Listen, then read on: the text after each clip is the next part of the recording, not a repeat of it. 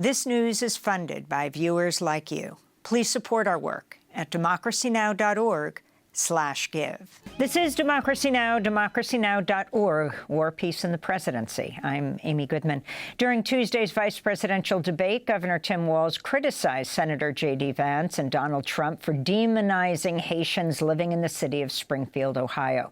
The city's been in the national spotlight since Donald Trump made these remarks in his debate with Kamala Harris. In Springfield, they're eating the dogs, the people that came in. They're eating the cats. They're eating the pets of the people that live there. J.D. Vance has made similar claims despite protests by local Republican officials who say the stories are not true. On Tuesday night, Governor Walz criticized Trump and Vance's comments while answering a question from debate moderator Margaret Brennan of CBS.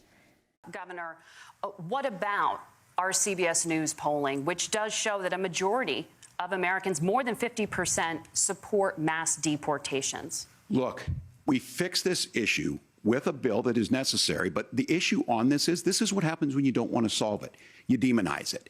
And we saw this. And Senator Vance, and it surprises me on this, talking about and saying, I will create stories to bring attention to this.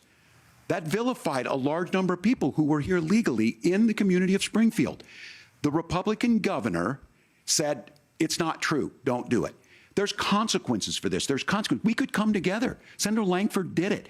We could come together and solve this if we didn't let Donald Trump continue to make it an issue. And the consequences in Springfield were the governor had to send state law enforcement to escort kindergartners to school. I believe Senator Vance wants to solve this, but by standing with Donald Trump and not working together to find a solution, it becomes a talking point. And when it becomes a talking point like this, we dehumanize and villainize other human beings. Now, Governor Walz brought up the community of Springfield, and he's very worried about the things that I've said in Springfield. Look, in Springfield, Ohio, and in communities all across this country, you've got schools that are overwhelmed. You've got hospitals that are overwhelmed. You have got housing that is totally unaffordable because we brought in millions of illegal immigrants to compete with Americans for scarce homes. The people that I'm most worried about in Springfield, Ohio, are the American citizens who have had their lives destroyed by Kamala Harris's open border. It is a disgrace, Tim. And I actually think, I agree with you. I think you want to solve this problem, but I don't think that Kamala Harris does. Very interestingly, further on in this debate, J.D. Vance complained about the fact-checking. Margaret Brennan of CBS said, just to clarify for our viewers, Springfield, Ohio does have a large number of Haitian migrants who have legal status, temporary protected status, she said. Vance spoke up to complain about the fact-check. He said, Margaret, the rules were that you were not going to fact-check, and since you're fact-checking me, I think it's important to say what's actually going on, he protested. Well, we're joined right now by Guerline Jozef, co-founder and executive director of Haitian Bridge Alliance, which recently used an Ohio state law to bring criminal charges against Trump and Vance over their false claims. Guerline, welcome back to Democracy Now! As they were making these claims, we interviewed you when you came to New York. Now you're in Washington, D.C. You've met with many public officials. Can you respond to what they said, and particularly this criminal complaint you've brought against Trump and Vance in Ohio for endangering the Haitian community? Thank you so much, Amy. And the reality is they continue to spread those lies even after we have brought criminal charges against them. They must be held accountable. What they are doing, as we have seen over the past few weeks, is creating chaos, creating division, and really making an environment of fear, not only in Springfield, Ohio, in Charleroi, Pennsylvania, in Long Island, New York, in places in California. We cannot allow this to continue, Amy. We have lives at risk. Real people's lives are at risk.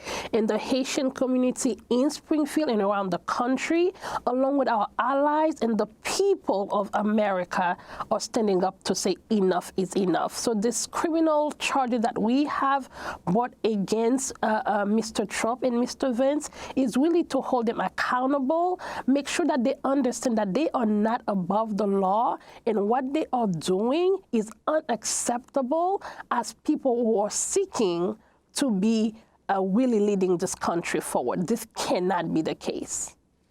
And can you also talk about what's happened as early as a week ago, or less than a week ago, the continued deportations of Haitians back into Haiti, where now, according to the World Food Program, something like 1 in 2 people, half the population is suffering severe hunger, not to mention violence.